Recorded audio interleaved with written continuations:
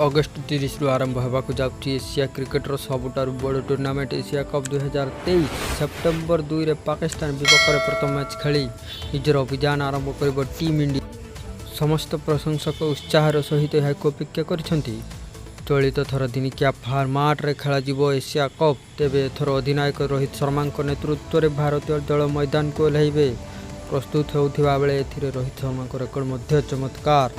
भारतीय अधिनायक रोहित शर्मा एशिया कप्र द्वितीय सर्वाधिक रन संग्रह कर भारतीय बैटर यह प्रतियोगिता 22 मैच खेली रोहित 46.56 हार समुदाय 745 रन संग्रह कर नारे गोटे शतक और 6 अर्धशतक सामिल रही। तेबे रोहित शर्मा को आगे केवल भारत महान क्रिकेटर सचिन तेंदुलकर रही। सचिन एशिया कप्र 23 मैच खेली 971 रन संग्रह करथिले। तेबे मास्टर ब्लास्टर सचिन तेंदुलकर यही रेकर्ड भांगिबापाई हिटमैन को आउ मात्र 224 रन आवश्यकता रही। यही प्रतियोगिता भारत पूर्वतन अधिनायक MS धोनी रेकर्ड मध्य भांगिबा लक्ष्य रहिबे रोहित शर्मा।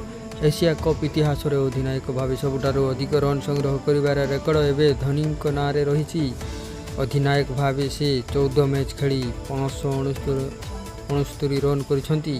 अन्यपटे अधिनायक भाव एशिया कप रे 5 मैच खेली रोहित शर्मा 317 रन सहित यही तालिकार चतुर्थ स्थान रही।